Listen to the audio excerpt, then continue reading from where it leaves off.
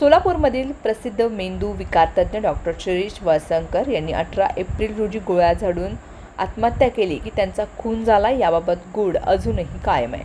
Doctor Walsankar यांच्या आत्महत्येमुळे अनेक प्रश्न निर्माण झालेत। पोलीस चौकशीमध्येही त्याचं उत्तर अद्यापही मिळालेलं नाही। डॉक्टरांना त्यांच्याच दवाखान्यात उपचारासाठी घेऊन गेल्यावर उपचारावेळी अंगावरील कपडे हे रक्ताने माखले होते। त्यावेळी कपडे फाडून काढले होते, तरीही शवविच्छेदनावेळी कपडे फाडले आणि पोलिसांच्या झडतीत चिठ्ठी सापडल्याचा उल्लेख डॉक्टर अश्विन वळसंकर यांनी दिलेल्या फिर्यादीत करण्यात आलाय।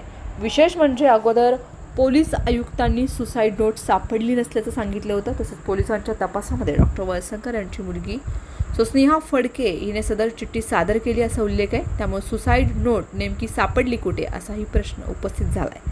तसाच संशय पिस्तूलबाबत आहे। त्यामुळे या प्रकाराचा गुंता वाढत चाललाय। पोलीस त्यावर काहीही बोलताना दिसून येत नाही।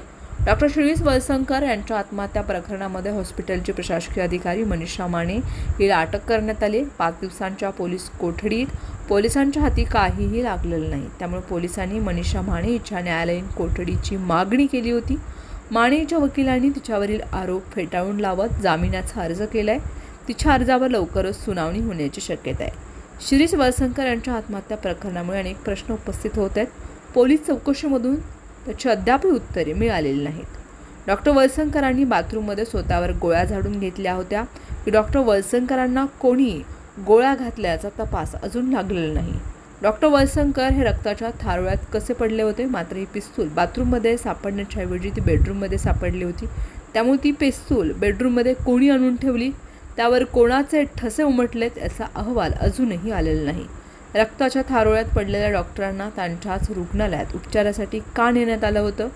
त्यावेळी डॉक्टरांच्या अंगावरील कपडे रक्ताने माखले होते, त्यामुळे ते कपडे फाडून उपचार करावे लागले होते। पण फिर्यादीत उल्लेख नेमका उलटा आहे।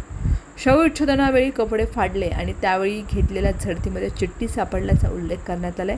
त्यामुळे सुसाईड नोटबाबत संभ्रम निर्माण होत आहे। डॉक्टर वळसंकर आत्महत्या प्रकरण एक हाय प्रोफाईल केस आहे। त्यामुळे संशयित आरोपी मनीषा माने हिने केलेल्या घाणेरड्या आरोपांचा शोध घ्यायचा असल्यास तपास अधिकाऱ्यांनीच न्यायालयासमोर सांगितलं होतं। पण मनीषा माने हिची पोलीस कोठडी संपली तरी घाणेरडे आरोप नेमके कोणते हेही समोर आलेले नाही। त्यामुळे डॉक्टर वळसंकर यांचं आत्महत्या प्रकरण वळसंकर कुटुंबियांच्याच भोवती फिरत असल्याची चर्चा शहरात जोरात सुरू आहे।